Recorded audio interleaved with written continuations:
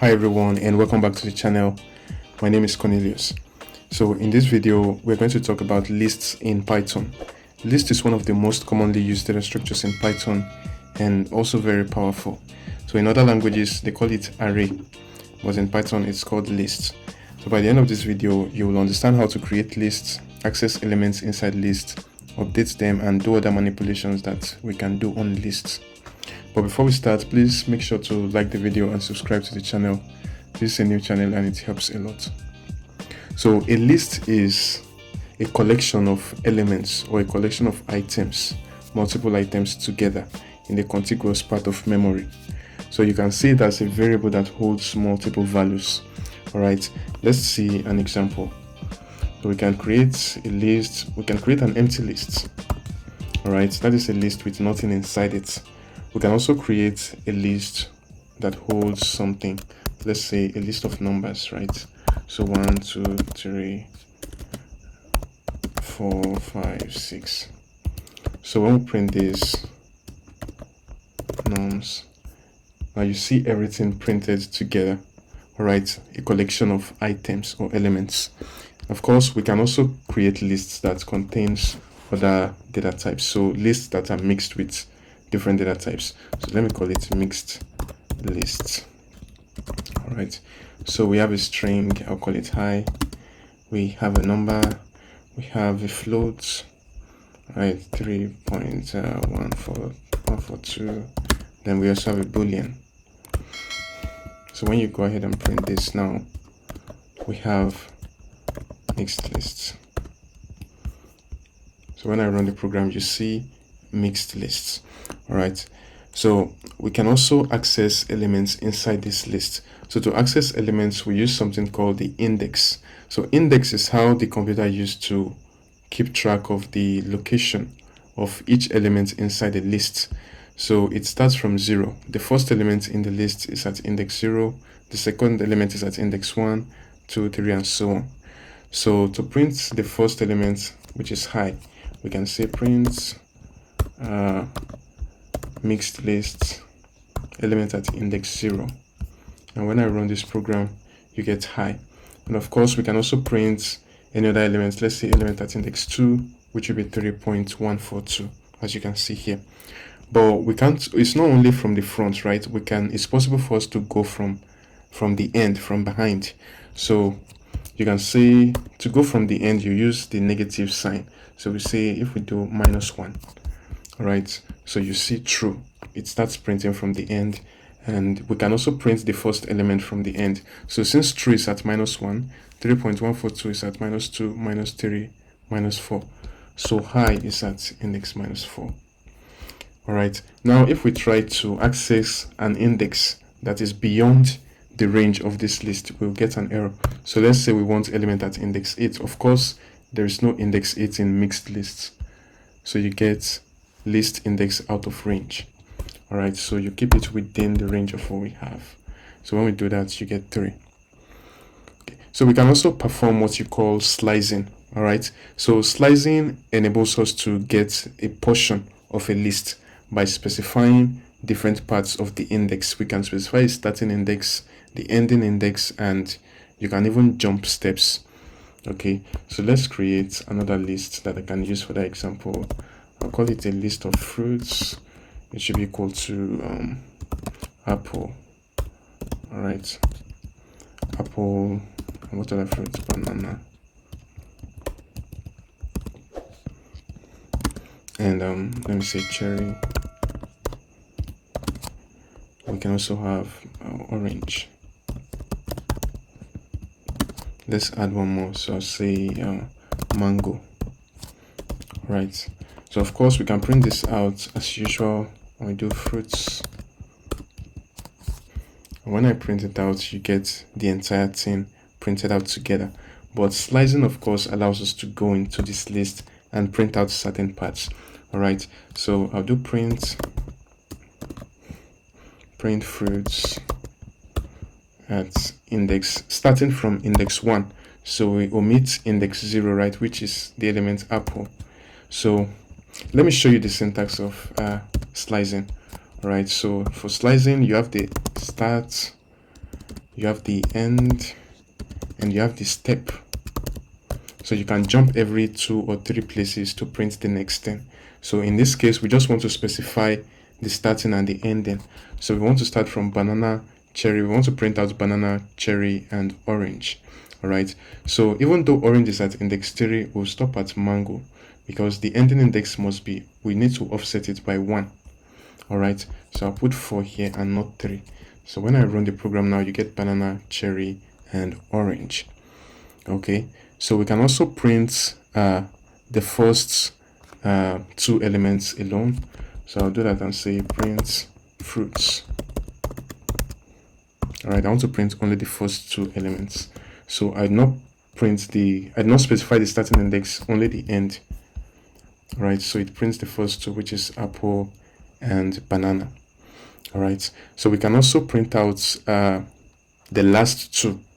Okay, so to print out the last 2, we simply do the reverse of what we've done already, and that will be to specify the starting index where we want it to start from. Sorry, the last 2, I'll need to make it 3. All right, so now you have orange and mango. So that's all for slicing, and like I said, we can also slice from the back. So if I do this now, all right, I'll do -3. All right, so you have cherry, orange, and mango. So it starts from mango, then orange, then cherry. So we can also loop through a list. All right, so I'll say for I in fruits. All right, so you print I. So when you run this, you see we print out the elements individually. We print them out individually. Now, to work with list, we can also get the index, right? So to get the index, we use the range. So we use the range method to say for I in range of the length, right? The length of the lists. So in that case, we can now use the list. We say fruits element at index I.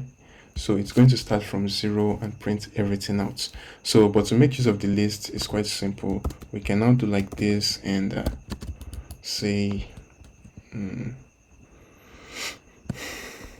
okay, now do like this, and I'll do put an I here. So when we run the program now, you should see the index printed out exactly how we want it. So apple is at index 0, banana is at index 1, cherry, and so on. All right, so we can also use if statements to break things down. And we'll say, before we print it out, I'll say if any element at any given index. So fruits index I, if element at any index is equal to, let's say, cherry. All right, we want it to skip it. So we'll say continue. Now, if you don't understand what this means, please watch the video on loops. All right. So now you see it prints apple, banana, it jumps cherry, and prints orange and mango. So we can also use some methods. All right. There are methods provided for us in lists to work with lists. All right. So those methods, we have the append method, we have the insert method. So append method allows to add something to our list. All right. So let me remove all of this so that we can continue to work with fruits.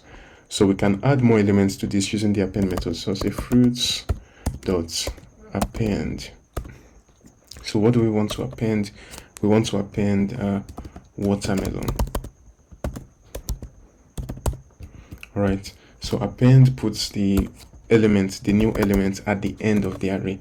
So when we print fruits now, you get watermelon added to it at the end. And you can also specify the index that you want to add the element. So I can say fruits dot insert. Is it insert? Yeah, I think so. So you specify the index first. So let's say we want to put it between apple and banana. So apple is at index 0, we specify index 1. So at index 1, we want to put in dates. All right, so now when we print out fruits, you should have dates in between apple and banana, and you can also extend. All right, so I'll say fruits dot extend. I'll say fruits dot extend. We can add purple. We can add purple and lemon. All right, so now when we print it, what do we see?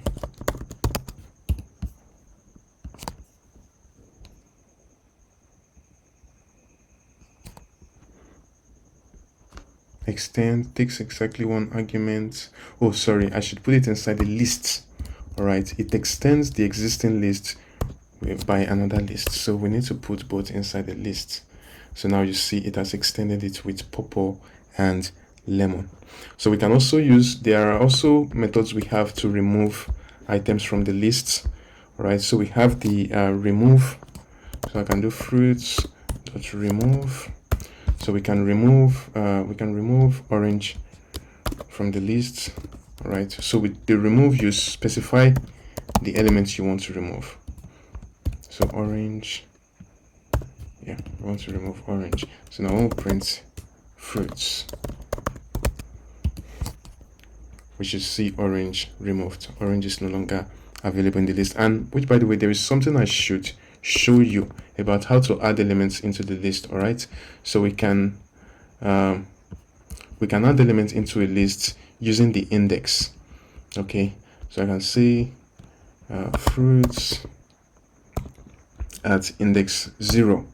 All right, just for you to know, I'll make it an animal. So I'll say lion. All right, I'll say lion. So fruits, I'll say it should be equal to lion. And now when you print fruits, you get lion in the beginning at the first index. So you see lion has been placed, but the only problem is it replaces the elements there. So if you want the element there to remain without replacing it, so you use insert. Insert will simply shift the elements forward and put the one you want to put there. So we can also do .pop. All right, so I'll do we can do pop fruits.pop. So pop removes the last elements. All right, we don't need to pass anything. So currently in our list we have, I think lemon is the last element. So now when we print it after the pop method, we should no longer see lemon. All right, so lemon is now gone. You can also do .clear. All right, let me see. Okay, we created the mixed list up there, right? Let us print it again. So I'll do print mixed list. All right, so when we print it, we see the mixed list. Now we can clear it. So I'll say mixed list dot clear. All right, so it's a method, we invoke it, and now you do print mixed list. So you see it's now an empty list. There is nothing inside it. Mixed list has been cleared. All right, so we can also use some functions that are not part of the list class. All right, so all these methods, all this pop, clear, we call them methods. Why? Because list is a class. Let me show you something. If we do type of what is the type of fruits, all right, so you get, let's print it out and see, you get lists. All right, but it's a class, and by being a class, it means we have properties and methods inside it. So all these things we attach, .extend, .insert, .remove, all of these are called methods, right? They are available in the class, but there are also some other things that are not part of the list class, but there are functions that we can use. So let's say we have a score, a list of scores, right? A list of scores. Excuse me. So we have 80, 81, 82, 83, 84, 85, 86, 87, 88, 89. All right, so now we can print out the length of this list, which, by the way, we used length earlier when we were working on the loop. All right, so you can see the length of the list. All right, so this will print out the number of elements inside the list, so 80 to 89. All right, then we can also print out the maximum element, the largest element inside the list. All right, so we say max inside the scores rather. So you have 89. Of course, 89 is the maximum. Then we can also have the mean, which is the minimum. Then we can also have the sum. All right, let me just copy this down here. So the sum will be, we can also sort it. So sorting, we arrange, which by the way, it is sorted already. So let me just put something here. Let's say 6 and 1000. Right, okay, let me just put this here. So now when we say sorted it, we arrange it. Sort, we arrange it. So when you run it now, you see the minimum element is 6, the maximum element in the list is 951. Sorry, the sum rather is 951, the maximum is 100. So then the sorted arranges everything in ascending order from 6 upward. So we can also do what we call list compression. All right, so list compression is when we perform operations in a single line. So say inside this list now we want to print out all the even numbers, so we can do list compression. Now say even numbers, even num should be equal to a list of x for x in range, for x in the range of scores. All right, for x in range of scores, values that should be assigned to this list should be values that are even numbers. So we'll say if x mod 2 is equal to 0. All right, so it should be assigned to even number. Now we'll now print out the even numbers. So I'll print out even num. So when we run it, we can also put a statement here that says the even numbers excuse me, the even numbers. So now when you run it, I need to put len. All right, so I need to put len, and now when we run the program so you get the even numbers, you get 0, you get 4, you get 6, 8, 10.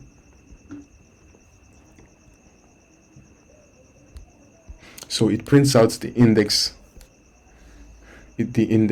No, what I need is not the index, but if you want to work with the real element itself, so you're going to have to use a proper loop, right? So to print out elements that are even, we can use the proper loop. So I'll say for I in a range of length of scores. All right, scores, I'll say if scores element at index I mod element at index I mod 2 is equal to 0. All right, it's equal to 0. Then we'll say, sorry, it should be scores, not score. If mod 2 is equal to 0, then print scores elements, print those elements.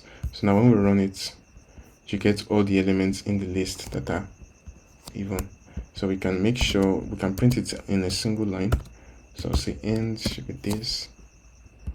So you see we print out all the elements that are even from inside score. We print them out in a single line, 86, 100, and so on.